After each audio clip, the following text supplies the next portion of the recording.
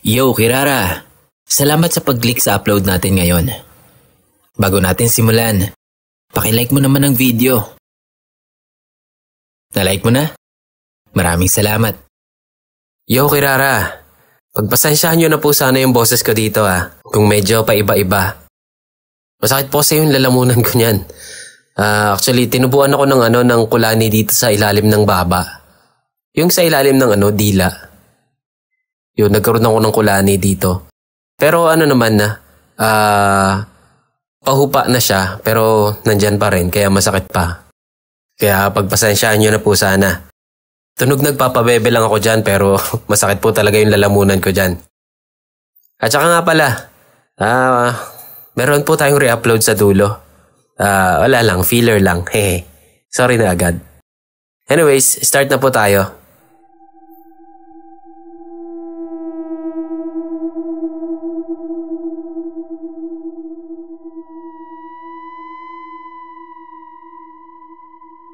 Hello Sir Kira at sa mga listeners. Matagal na po akong taga-subaybay sa inyong programa. Simula pa noong estudyante ako. Ngayon, isa na akong ganap na nurse. Ngunit hindi nawala sa akin ang hilig sa pakikinig ng mga kwentong kababalaghan. Sa tuwing makikinig ako, lagi kong iniisip na sana hindi mangyari sa akin ang mga ganong kwento. Pero heto ako ngayon, nais ibahagi ang isang karanasan na hanggang ngayon ay nagbibigay ng takot sa akin. Ito po ang aking kwento. Nais ko pong hilingin na itago nyo na lang ang aking pangalan. Tawagin nyo na lang po akong Cairo. Pati na rin po ang tunay na lugar kung saan ito nangyari. Sabihin na lamang po natin na ito ay sa isang bahagi ng Visayas. Kung mabasa niyo po ito, Sir Kira, maraming salamat po in advance. Sa Visayas, sa lupaing minana ni na lolo sa kanyang mga magulang, nakatayo ang aming ancestral house. Ang bahay na ito ang naging saksi sa buhay ng aming pamilya. Mula pa sa panahon ng aking mga lolo't lola hanggang sa amin. Ang orihinal na bahay ay yari sa kahoy at yero. Itinayo ito noong panahon pa na bata pa lang si Mama. Subalit noong taong 2000, napagdesisyonan itong gibain at palitan ng konkretong struktura. Bagamat bago ang anyo ng bahay, hindi nito naalis ang mga alaala ng nakaraan. Sa likod ng matibay na pader at modernong disenyo, naroon pa rin ang hindi maipaliwanag na presensya na tila bahagi na ng lupa at hangin ng bahay. Mula pa noong luma pa ang bahay, kwento ni Mama at ng aking mga tiyahin ay meron daw mga kakaibang pangyayari sa bahay na yon. Meron daw mga kaluskos sa gabi, mga yabag na nadidinig nila mula sa itaas, at kung minsan ay nakakaramdam ng mabigat na presensya sa loob mismo ng bahay. Ngunit hindi nila ito gaanong pinapansin. Iniisip nila na normal lang ito sa isang bahay na matagal nang nakatayo. Noong ang unang palapag pa lang ang natatapos sa bagong bahay, ang hagdan patungo sa second floor ay natatakpan lamang ng bubong. Bukas na bukas ang taas, na tila nag-aaya sa mga bagay na hindi natin nakikita. Dito na nagsimula ang gabi-gabing pagpapakita ng isang itim na figura. Isa siyang lalaki na naninigarilyo. Wala itong muka, pero mararamdaman mong nakatitig ito sa'yo. Kitang-kita ang usok na lumalabas sa kanyang bibig. Pero kapag sinubukan mo siyang lapitan, ay bigla na lang siyang mawawala na parang usok na nilamon ng dilim. Madalas naming marinig ang malakas na yabag mula sa hagdan. Sa sobrang lakas, Parang may mabigat na sapatos na pilit ibinabagsak ang mga paa. Maririnig din ang malalim na pagbuntong hininga na tila may galit. Sa ilang pagkakataon, sumisigaw kami ng tama na. Minsan ay titigil ito, pero muling magpapatuloy sa malakas na yabag o paggalaw na parang nangaasar.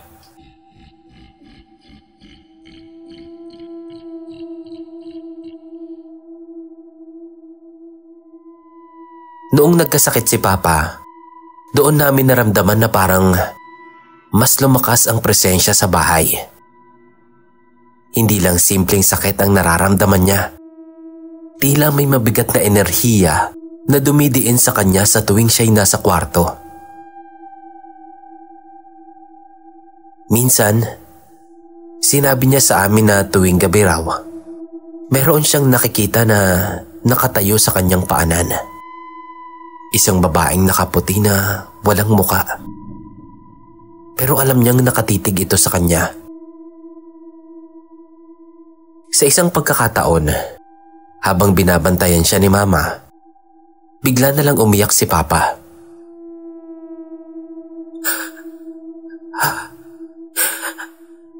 Ayokong kunin nila ako.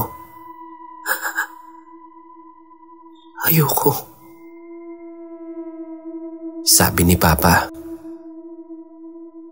Nang tumingin si Mama sa kung sino yung sinasabi niya, ang sabi ni Papa,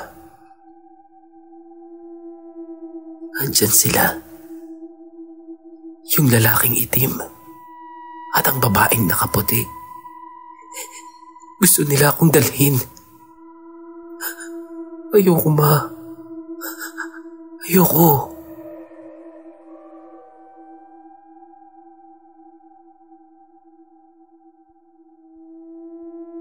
Habang nasa ospital si Papa, akala namin ay mawawala na yung mga kakaibang pangyayari. Pero isang gabi, narinig ni Mama ang pagpagaspas ng malaking pakpak sa labas ng ospital. Nang silipin niya sa bintana, nakita niya ang isang itim na nilalang na mayroong napakahabang pakpak at pulang-pula ang mga mata nito. Nakatingin ito sa direksyon ng kama ni Papa na tila naghihintay lang ng tamang pagkakataon.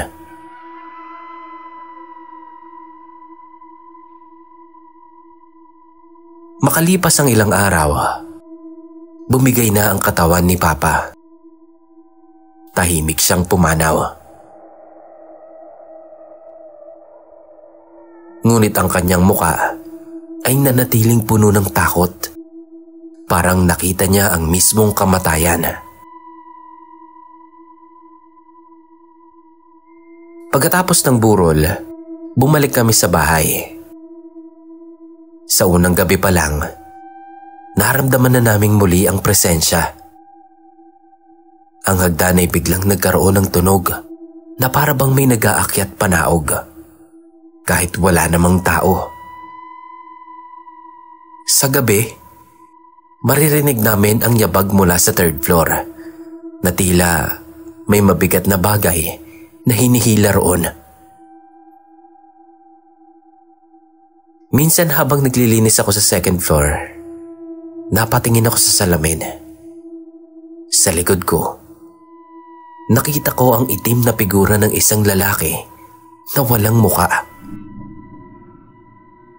Nakatayo at nakatingin ito ng diretso sa akin. Nung lingunin ko, ay wala namang tao. Pero pagtingin ko ulit sa salamin, ay nandoon pa rin siya.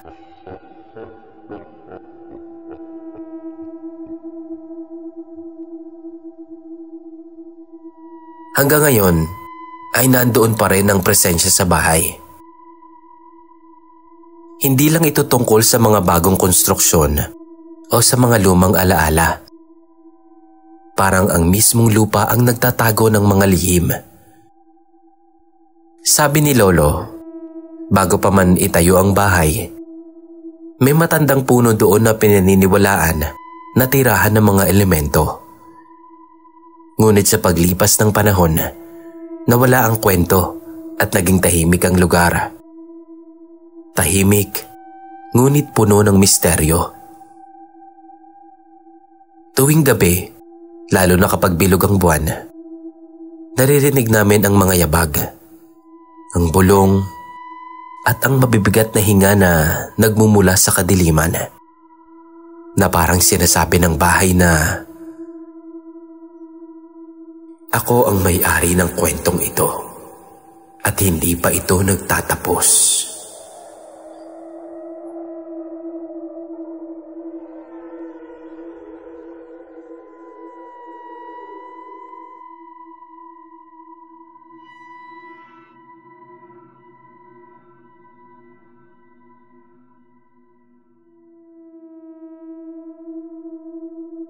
Hello, Sir Kira. May isi-share din akong kwento sana. Kaso tingin ko, hindi ito masyadong nakakatakot. Tawagin niyo na lang po akong JR. Kakalipat lang namin mula sa Muntinlupa dito sa ancestral house ng mami ko sa Pampanga. Namatay na po kasi nito si Lola at si Mama lang ang mapag-iiwanan ng bahay. Ayaw naman daw ibenta ni Mama. Kaya nag-decide silang dito na lang kami tumira. Naging matagal din ang proseso kasi syempre, kailangan muna naming tapusin ng mga kapatid ko yung school year bago kami lumipat para hindi rin kami mahirapang mag-adjust. Nag-unti-unti na sila Mama na magbenta ng mga gamit namin para din hindi kami mahirapang magdala ng mga gamit. Habang si Papa, nagpaalam na sa boss niya na kung hanggang kailan na lang siya sa trabaho. Sinabihan din kami ni Mama na magpaalam na sa mga kaibigan dahil talagang doon na daw kami titira sa Pampanga at hindi na kami babalik pa sa Muntinlupa. So fast forward po. Nakalipat na kami ng maayos. Nakapag-adjust din naman agad bago magpasukan at nakakilala ng mga bagong kaibigan. Siyempre, bata pa naman kami nun. Madali lang makahanap ng kaibigan. Kita na ang kalumaan sa bahay. Pero maganda pa rin dahil malawak yung bakuran. Tapos, meron pang 2 puno ng mangga. First year high school na ako pagpasok. Kaya hindi na rin naging mahirap sa akin ang makapag-adjust dahil marami kaming bagong estudyante doon. First week pa lang ng school, nagpa-group project agad yung teacher namin. Kailangan namin ng lugar kung saan kami pwedeng gumawa. At naisip ko nga agad na doon na lang kami sa bahay dahil malaki din naman ang espasyo ng terrace namin. Nagkasundo kaming lahat na doon na kami gagawa. Pero bigla ko ding naisip na noong araw na yon ay umalis nga pala sila Mama papuntang Maynila at kami lang 3 magkakapatid ang nandoon. Sabay-sabay na kaming umuwi noon kasama ang 2 kong kapatid. Bumili din muna kami ng lutong ulam kasi nga paniguradong walang luto sa bahay. Pagdating sa bahay, yung isa sa maiingay na kasama namin ay biglang natahimik. Inaasar nga namin siya at tinatanong kung anong nangyari sa kanya. Kung natubuan ba agad siya ng hiya? Wala naman ang mga magulang ko noon. Pero pinatatahimik lang niya yung mga nangaasar. Dumiretso ako nun sa kusina para magsaing. Di ko napansin na nakasunod pala siya sa akin. Kaya nagulat pa ako nung bigla siyang magsalita sa likod ko. "Char, ilan kayong magkakapatid?" Tanong niya. Tinuloy ko lang yung paghuhugas ko ng bigas at sumagot ako ng 3. Bakit? Oh, hindi 4? May namatay ka bang kapatid? Napalingon ako sa tanong niya na to. Hindi ko alam kung maiinis ba ako o ano. Dahil nakilala na nga niya kanina yung 2 kong kapatid. Tapos tatanungin niya pa ako kung may namatay ba akong kapatid. Bakit ka ako? May bata kasi sa hagdan na nakaupo. Nakatingin siya sa atin. Sabi niya sa akin. Napalingon agad ako sa hagdan. Pero wala naman doon yung dalawa kong kapatid. Sasagot pa sana ako nung nagtuloy siya sa pagsasalita. Kapatid mo daw siya. Kuya mo daw. Tapos doon lang pumasok sa isip ko na nasabi nga pala sa amin ni Mama na may kuya pa daw kami. Kaya lang namatay daw yon bago pa ako ipinanganak. Kaya hindi na namin nakilala. Kaya napaoo na lang ako sa kanya at sinabing baka nga kuya ko yon. Hindi na siya kumibo tungkol doon. Pagkatapos mag-lunch, nag-start na din agad kami sa project. Pero kahit ganon, hindi nawala sa isip ko yung sinabi niya. Kaya bago sila umuwi ng hapon, tinanong ko siya kung nakikita pa ba niya yung kuya ko. Tinanguan lang niya ako at sinabing, oo, hindi naman daw siya aalis sa tabi niyo. Sabi niya, kasama niyo daw siya kahit noong nandun pa kayo nakatira sa Muntinlupa. Yun lang, tapos nagpaalam na siya. Pag uwi nila Mama, sinabi ko agad yun sa kanila. Ang nakakagulat nun, Sir Kira, alam daw pala nila yun dahil ilang beses na daw na nagpaparamdam si Kuya sa kanila simula pa nung umuwi kami dito.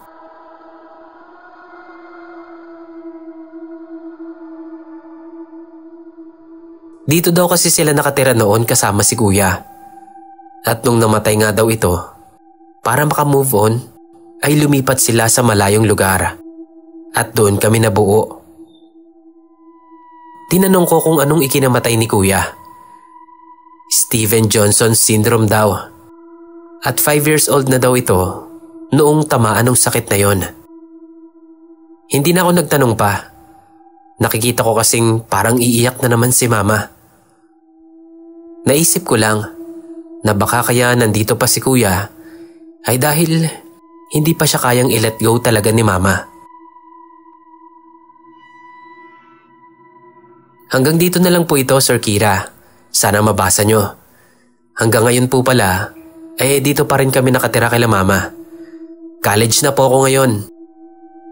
Wala namang paramdam sa akin si Kuya. Pero sabi nung kaklase ko noon, palagi ko daw yun kasama. Salamat po sa pagbasa ng kwento ko, Sir Kira. God bless po.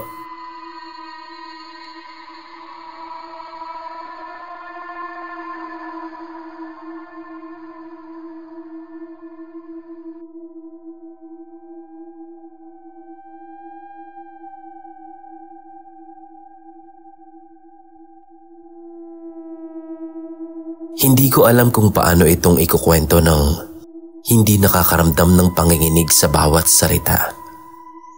Pero alam kong hindi ko ito kayang sarilinin. Isang gabi yon na humiwalay ako sa normal kong pagkatao. Bakasyon noon, nakitulog ako sa bahay ng pinsan ko sa probinsya. Lumang bahay iyon. Malaki ang mga bintana. Madilim ang sulok at ang mga kisame ay mataas na parang palaging may aninong gumagapang. Lagi akong nakakaramdam ng bigat sa dibdib ko sa tuwing tumutuloy ako roon, pero pinipilit kong kalmahin ang isip ko. Hating gabi nang magising ako. Wala namang ingay. Pero napabalikwas ako mula sa mabigat kong tulog. Napakadilim ng paligid.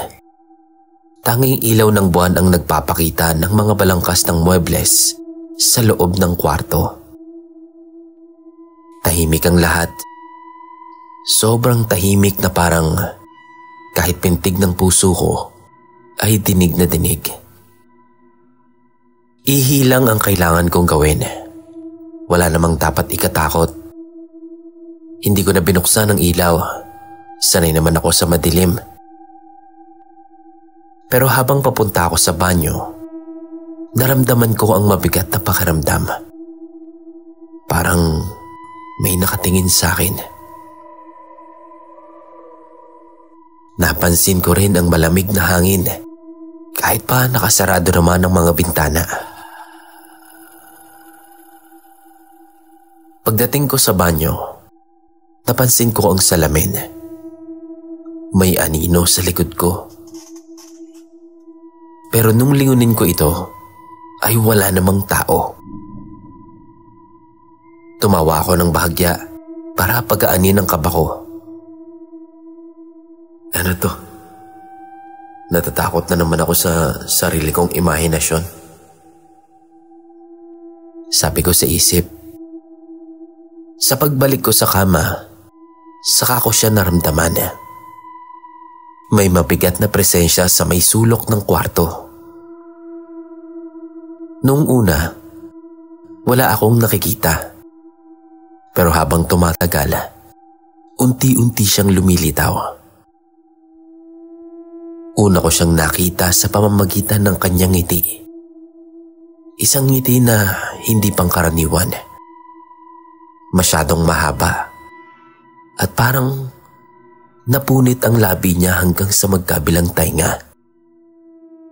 Yung mga mata niya, Diyos ko, hindi yun mata ng tao. Puti lang ito na bilog, pero punong-puno ng galit at pagkagutom.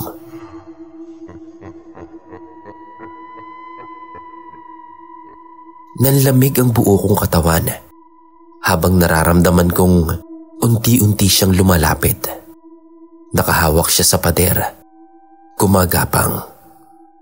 Parang isang hayop na natutukso sa kanyang biktima. Napansin ko rin ang paraan ng paghinga niya. Parang sabik, mabigat, na sinasabayan ng mahinang tawa. Hindi ka makakatakas.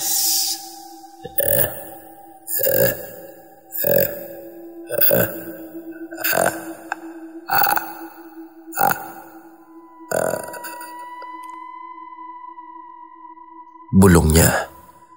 Pero yung pagkakasabi niya, para bang nasa utak ko mismo yung boses niya. Hindi ako makagalaw. Parang naipit ang buo kong katawan sa mabigat niyang presensya. Sa isip ko, paulit-ulit kong binibigkas ang dasal na itinuro sa akin ng nanay ko noong bata pa ako. Ama namin. Ama namin. Nanginginig ang boses ko sa loob ng utak ko. At sa bawat salitang binibigkas ko, nakita kong bumabagal ang paglapit niya. Bigla niyang itinigil ang paglapit niya. Ang ngiti niya ay nawala at napalitan ng titig na puno ng galit.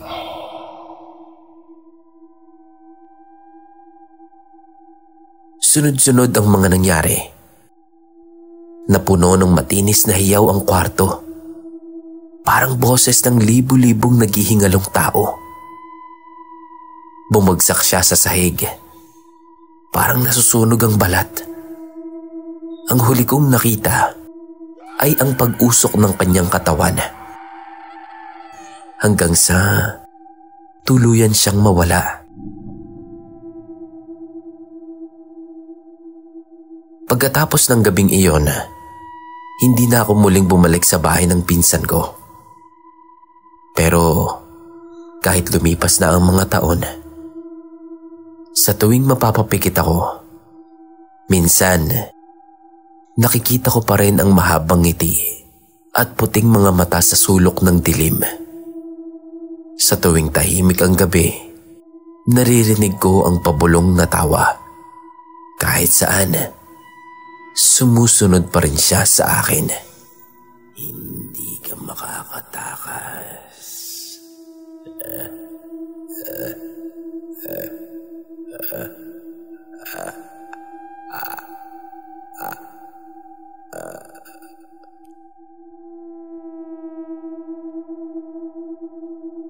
Magandang araw po sa iyo, Boss Kira.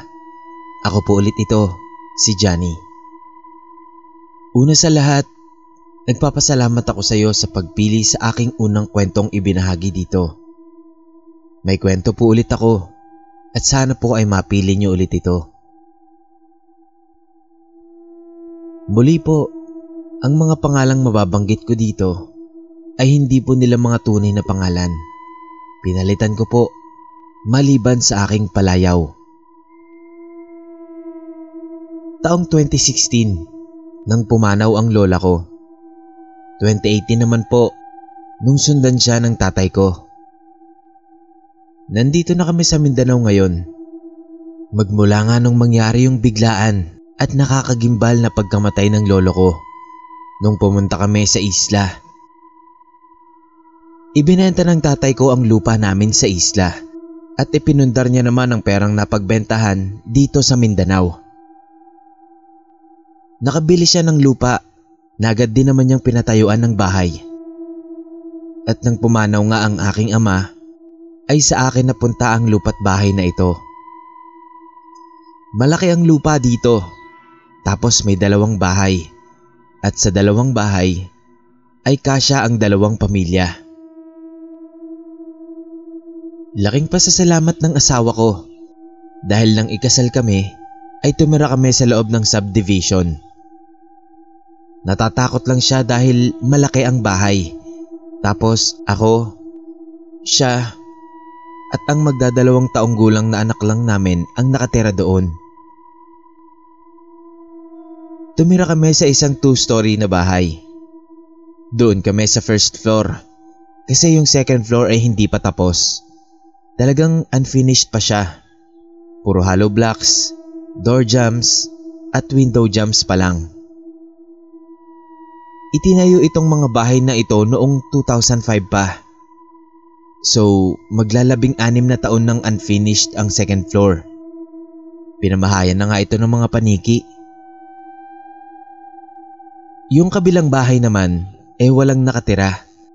Tanging ako at ang asawa ko lang ang nagme-maintain nito kapag walang trabaho o tuwing Sabado. Yung baby kasi namin, isinasama lang ng asawa ko sa trabaho niya. Teacher kasi siya sa isang kindergarten. Ako naman po, Boss Kira, ay isang professor sa isang kalapit na universidad dito sa amin. So ito na nga po, araw ng Sabado. Dapat dito kami sa bahay lahat. Kaso, may mga estudyante akong dapat i-meet sa university para sa kanilang mga thesis. Kaya naman ang naiwan lang sa bahay nun ay ang mag-ina ko. At para masamahan naman sila, tinawagan ng asawa ko ang nanay niya at ang tiyahin niya. At siya na lang ang bahala sa makakain nila. Kasi nga matatagalan ako. So fast forward po tayo. Pagka-uwi ko ng hapon, nakaalis na ang nanay at tiyahin ng asawa ko. Pero may naikwento ang asawa ko sa akin. May naramdaman daw kasing kakaiba ang mama at tiyahin niya sa bahay. Nung magtatangalian na daw sila, may kung anong kumakalabog daw sa second floor na para bang may naglalakad-lakad. At nung gumamit naman daw ng CR ang tiyahin niya, bigla daw may nagbuhos sa kanya ng tubig mula sa bintana.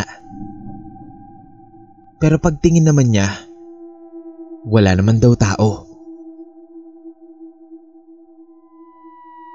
Ipinagsawalang bahala nila yon. Ako rin, hindi ako makapaniwala. Dahil ang tagal ko na rito, pero hindi ko pa nararanasan ang mga ganoong bagay. Hanggang sa dumating ang hindi namin inaasahan. Isang maulang Martes ng hapon yon, kung tama ang pagkakaalala ko. Tinext ko ang asawa ko na baka gabihin ako ng uwi dahil may thesis pa akong inaasikaso sa mga estudyante ko. Mag-order na lang kayo online at huwag niyong kalimutang mag-lock ng pinto. May duplicates naman ako ng susi kaya okay lang. Kaya mauna na kayong matulog. Kako. Habang nasa opisina ako, mga 6:00 ng hapon, nagkakape ako noon nang mapatitig ako sa bintanang salamin. At mula doon ay tanaw na tanaw ko ang main gate ng university. Maya-maya lang, may natanaw akong tao. Bigla itong kumaway sa akin. Pamilyar siya sa paningin ko. Yung tangkad, yung baseball cap, pamilyar na pamilyar. Hanggang sa makita ko na ang buong suot niya.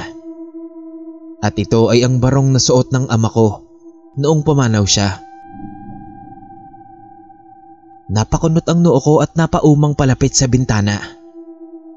Pero nung saglit na mapapikit ako, ay nawala na yung tao. Binaliwala ko na lang yun at inisip na baka namalikmata lang ako. Mga bandang 8:00 ng gabi, muli akong nag-text sa asawa ko. Sinabi kong baka umagahin na ako dahil kailangan kong i-prioritize yung trabaho na yon. Di na siya nag-reply nun. Mga bandang 11:00 ng gabi, biglang nag-brown out sa school. Nawalan rin ng signal, kaya naman hindi ako makapag-text o makareceive ng reply mula sa asawa ko. Hindi ako mapakali nun. Kinakabahan ako kasi ang lakas nga ng ulan, tapos 2 lang sila nun sa bahay. Pero tinatagan ko ang sarili ko. Nung mag-umaga na, bumalik na rin agad ang signal. Pauwi na ako nung makareceive ako ng text mula sa asawa ko. Ang sabi niya, "Mahal, itimpla mo nga ako ng kape pagtapos mong maglinis dyan sa kabilang bahay." Bigla akong napamura nun kasi akala ko may ibang lalaki ang asawa ko. Galit na galit akong umuwi.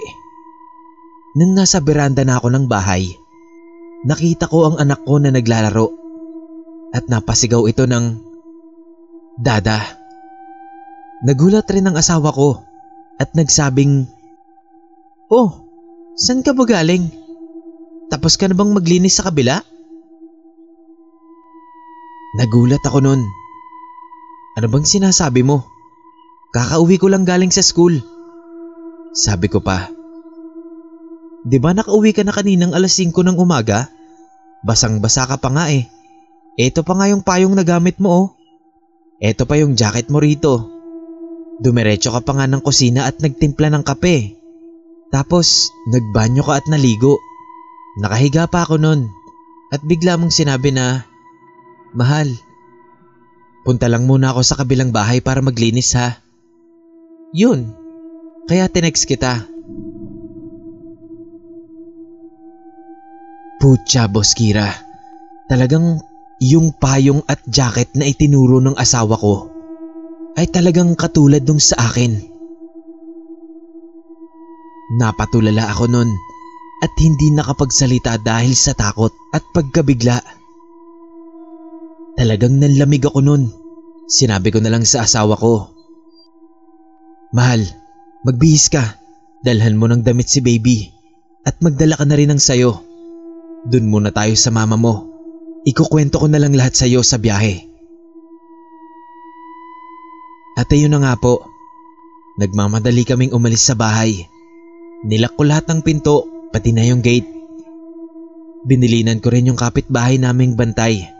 Naaalis nga muna kami at walang matitira sa bahay. Nag-iwan na lang ako ng dog food para sa aso namin na nasa loob at kaunting pera para naman sa kanya. Nagbili na rin ako sa kanya ng number ko. Sakaling magkaproblema ay tawagan niya ako. Sinabi ko rin sa kanya na matatagalan kami at saka nagpaalam na. Ang sabi niya na lang, "Sige po sir." Nang makasakay na kami sa bus, ikinuwento ko sa asawa ko ang lahat. Sinabi ko, hindi ako umuwi ng 5:00. Hindi ako nag-jacket at nagpayong. Iniwan ko lahat yun sa school. At kaninang 8:00 nga lang ako nakauwi ng bahay nung nakita niyo ako ni baby. Kaya kung sino mang demonyo yung nakita mo, hindi ako yun. Natakot na rin ang asawa ko nun. Parang ayaw niya nang bumalik sa bahay.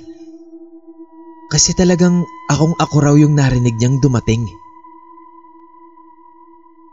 Nagstay muna kami noon sa bahay ng mama niya. Mga 2 linggo din kami doon. Pagsapit ng 2 linggo ng gabi, itinagsa ko ni Kuya Ranel, yung kapitbahay naming bantay. Ang sabi niya, "Sir, nakauwi na ako sa bahay. Napakain ko na rin ng alaga mong aso. Nakauwi na pala kayo? Ang ingay niyo pa nga eh. Dinig na dinig kasi sa labas yung ingay niyo. May birthday po ba sa inyo? Parang ang saya-saya niyo po kasing lahat. Sino pong dumating?" "Sir, kung may kainan, andito lang ako ha." Pagkabasa ko nun ay agad kong tinawagan si Ranel. "Hello? Ranel, anong sinasabi mong sinong dumating? Tsaka anong nakarating? Anong ingay? Andito pa kami sa bahay ng asawa ko." Po? Sir, ang ingay po kasi sa bahay niyo. Nagpa-party nga ata kayo kanina eh. Napakaliwanag pa nga ng bahay niyo, sir. Tsaka parang may handaan kasi dinig na dinig po namin ng asawa ko yung kalimbang ng mga plato at kutsara niyo, sir.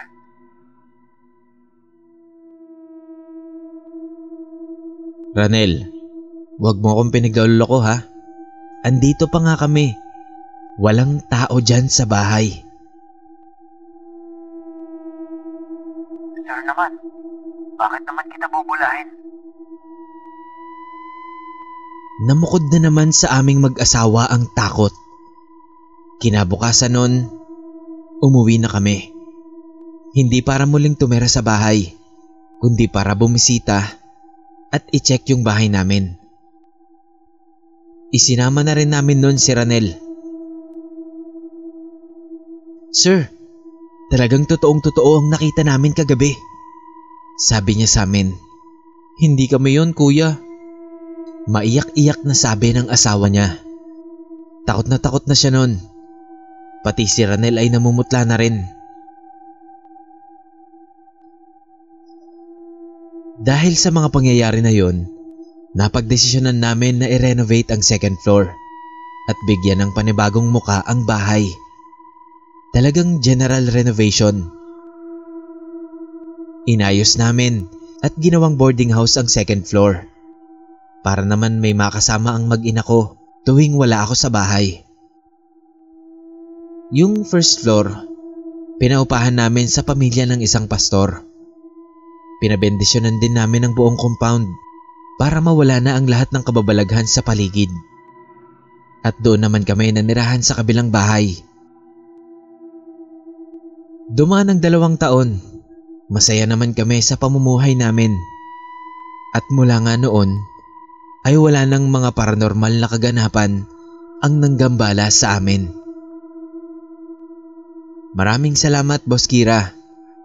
Kung sakali man pong mayroon na naman akong maikwento, ay hindi ako mag-aalinlangang ibahagi ito sa inyo.